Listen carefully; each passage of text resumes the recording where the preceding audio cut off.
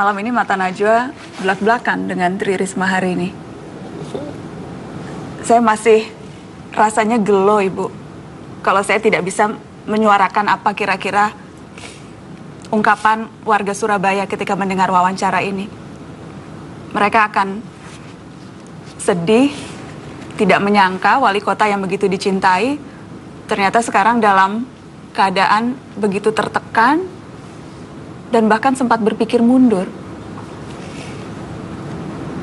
Tanggung jawab saya, Bu, saya di depan Ibu sekarang ini, tanggung jawab saya untuk bilang warga Surabaya pasti akan banyak yang patah hati dengar wali kotanya seperti ini.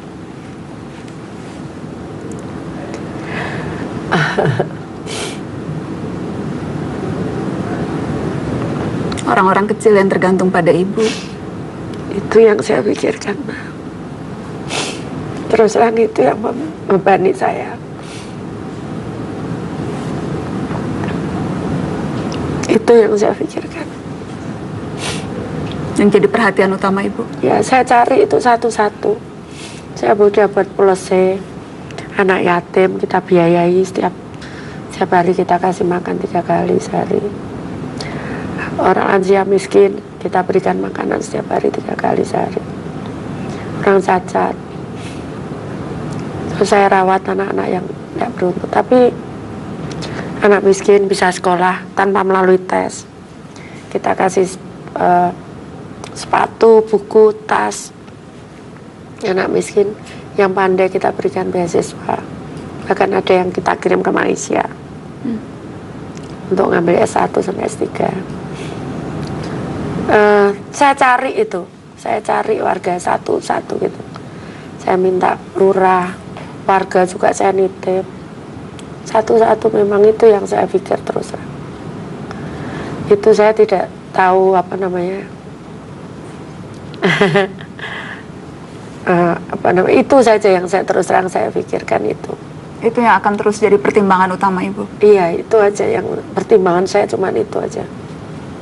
Cuman itu aja.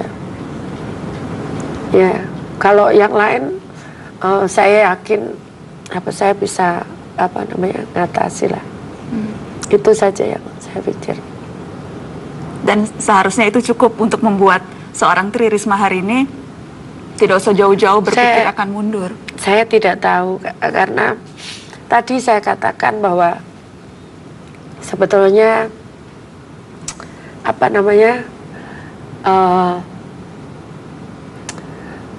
saya ngikuti saja kata hati saya. Ya, tadi saya katakan kan saya kayak diarahkan gitu. Jalan saya ke sana, jalan saya ke sini, begitu kayak diarahkan saja. Kayak mengalir gitu. Kadang saya juga tidak tahu bagaimana gitu cara menyelesaikannya. Tiba-tiba ada jalan gitu. Seperti itu. Saat saya bertanya-tanya gitu, tiba-tiba ada jalan keluar gitu. Itu yang selalu menjadi pertanyaan saya gitu. Bagaimana saya bisa mempercepat warga Surabaya lebih sejahtera, itu terus. Itu yang selalu saya pikirkan. Makanya saya ngomong jangan sampai banjir. Kalau banjir itu orang jadi miskin. Saya katakan begitu karena dia harus beli perabot baru, semua baru itu. Nah, itu makanya saya justru kalau hujan deras, siapapun tamu saya tinggal. Saya keluar. Saya sudah ilmu jurus apa aja, jurus doa, jurus apa aja. Seluruh staf saya ngomong semua doa ya, saya gitu. Semua seperti itu. Jadi paling deg-degan kalau hujan karena banjir. Jadi jurus doa, jurus doa apapun, jurus marah-marah, jurus ngangkuti sampah saya ngambil sendiri supaya air itu bisa lewat gitu, saya ambil. Saya cari sendiri gorong yang macet, kenapa berhenti di sini, kenapa berhenti. Saya cari sendiri. Kemarin itu saya sakit, soalnya udah sakit, sudah mau agak enakan, saya keluar sama ayo keluar cari makan sama suami saya, anak saya. Di tengah jalan hujan, paksa saya keluar, terus saya cari ajudan saya naik mobil. Saya nggak bawa sepatu boot, nggak bawa sepatu, akhirnya saya nggak pakai sepatu. Saya cari, saya ikuti air ini kemana ini, ternyata buntu, ketutup pagarnya orang. Udah bongkar lah saya sampai jam 10 malam itu. Bongkar pagar orang? Iya. Jadi seperti itu. Karena saya tahu ini apa bikin sakit, bikin itu gitu kan, gitu. Jadi itu saja yang saya pikir, Mbak. Nggak ada yang saya pikir apa-apa, nggak ada. Nggak ada yang difikirkan, tapi ada yang memikirkan jauh untuk seorang Tri Risma hari ini. Kalau bicara soal pemimpin negeri, Bu Risma, nama Anda sudah sering disebut, bahkan 2 kali berturut-turut masuk survei Bursa Capres. Calon presiden yang bisa memimpin negeri itu ada pada diri Tri Risma hari ini. Saya nggak tertarik. Nggak tertarik, Ibu? Nggak. Yang lain banyak tertarik. yang kepengen loh, Bu. Ya biar aja.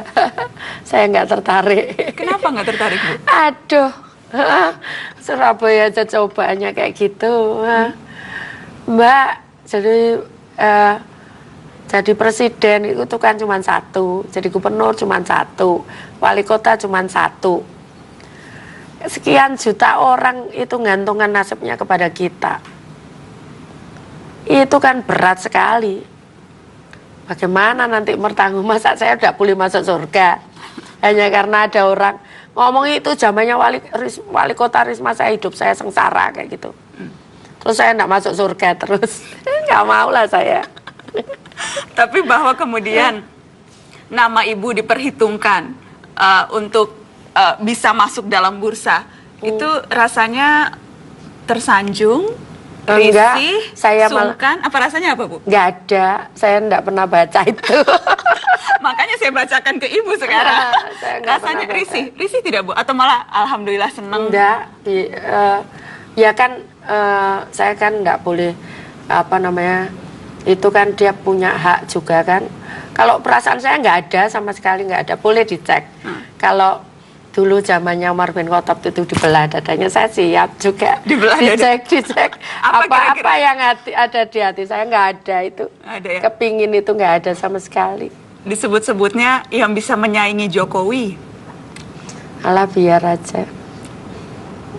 Kalau Ibu sendiri menilai sosok Jokowi seperti apa? Saya nggak kenal dekat sekali, tapi nah beliau saya juga karena habis waktu saya untuk itu kan, jadi saya tidak pernah menilai orang lain. Tidak pernah menilai? Saya tidak pernah menilai orang lain. Yang menilai Ibu, tapi ada, kita lihat grafisnya nih, Bu ya. Ini ada satu, Ibu bilang kan tidak pernah membaca, cuma malam ini saya mau tunjukkan ke Ibu. Ini ada survei yang sempat dilakukan oleh lembaga UI, lembaga politik UI, lembaga psikologi UI. Surveinya itu menyebut mencari pesaing Jokowi, dan nama Tri Risma hari ini ada di nomor 1. Ada nama Basuki Cahayapurnama, ada nama Anies Baswedan, ada nama Abraham Samad, tapi yang nomor 1-nya Risma. Ini jadi punya tanggung jawab kok jadi pesaing-saingan. Itu berat loh, Mbak, tanggung jawab itu. Kok jadi saing-saingan? Yang dianggap bisa menyaingi kalau masuk dalam bursa. Tidak ada niatan sama sekali ke sana? Nggak ada. Saya tahu siapa saya. Siapa Ibu Risma? Saya nggak punya apa-apa, 1. Yang kedua, wali kota terbaik dunia, Ibu terlalu merendah. Saya nggak punya apa-apa. Jadi saya tahu siapa saya, itu. Jadi Indonesia ini negara yang sangat besar, luar biasa. Luar biasa besarnya, bahkan kalau boleh semua ada di Indonesia itu. Tapi saya enggak punya apa-apa. Kepandaian enggak, kekayaan enggak punya apa-apa saya. Jadi saya tahu siapa saya. Wali kota yang sanggup mengubah Surabaya dalam waktu hanya 3 tahun, itu Ibu Risma? Enggak lah, belum. Itu kan yang nampak, makanya saya selalu sampaikan. Yang dilihat orang itu kan yang kasat mata. Tapi pernahkah tahu ada orang yang mungkin masih menderita yang saya tidak tahu? Saya pernah menemukan orang itu usia 90 tahun, sudah terkapar di tempat tidur, dirawat oleh anaknya yang gila usia 63 tahun. Dia punya anak lagi si 63 tahun ini, 40 tahun gila juga. nggak gila sih, pengangguran. Saya katakan, itu kan untung saya tahu. Dan mungkin di Surabaya juga masih ada yang kayak gitu, yang saya nggak tahu gitu kan. Dan itu semua tanggung jawab Ibu? Iya, kalau saya tahu. Ya itu tanggung jawab saya, dan itu harus saya pertanggungjawabkan nanti di depan Tuhan. Dan berarti harus selesai minimal 5 tahun Ibu?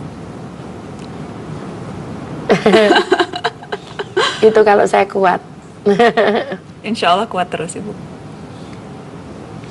Insya Allah kuat terus. Terima kasih banyak sudah hadir di Mata Najwa malam ini. Sama-sama Mbak. Ada yang Mohon maaf kalau Kenapa Ibu? Tidak ada yang perlu dimaafkan. Ibu mohon maaf, ada yang ingin Ibu sampaikan ke warga Surabaya? enggak, saya mohon maaf aja kalau ada kurang.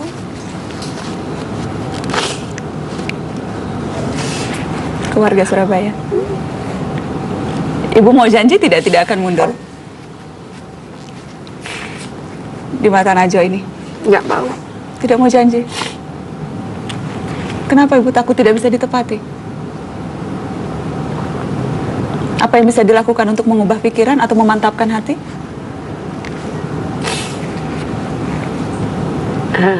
Nggak ada, nanti nunggu petunjuk Tuhan. Untuk anak-anak di rumah atau untuk keluarga yang harus jauh dari ibunya karena mengurus Surabaya, misalnya, adakah yang ingin Ibu share untuk juga mungkin disampaikan hari ini oleh Tri Risma hari ini? Enggak, saya kira anak-anak saya sudah paham lah gimana saya. Anak-anak yang lain Ibu, bukan anak kandung tapi anak-anak yang lain. Anak yang lain? Ya, anak-anak saya terutama yang di Surabaya, bahwa keberhasilan dan kesuksesan itu hak semua orang. Kalian tidak usah berpikir dari mana asal kalian, siapa orang tua kalian. Orang tua kalian tukang beca, orang tua kalian buruh cuci, kalian berhak untuk berhasil. Karena Tuhan itu adil. Terima kasih anak-anakku, selama ini sudah menjadi anak-anak yang baik di Surabaya. Semakin lama semakin baik kalian, banyak prestasi yang kalian raih. Terima kasih semuanya anak-anakku. Terima kasih Ibu Risma. Sama-sama. Selamat malam Ibu.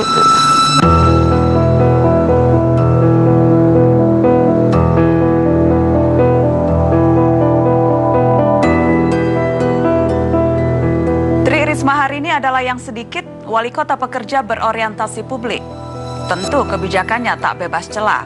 Ada yang tak puas dan tak menyukainya. Tapi lihatlah kini kota Surabaya. Mungkin pikiran bebas kita bisa terbuka. Risma melakukan hal yang benar, menjaga kota dari dominannya logika pasar. Apa yang disebut kepentingan warga, gamblang menjadi pusat perhatiannya. Dia tahu faedah belusukan langsung ke warga untuk mengerti persoalan. Kini Risma bersuara lelah. Kedaulatannya sebagai wali kota dibuat goyah. Politik menggerogoti kepemimpinannya. Ihwal mundur berada di benaknya. Jika kuasa berarti pengabdian, sudah selayaknya Risma tetap bertahan.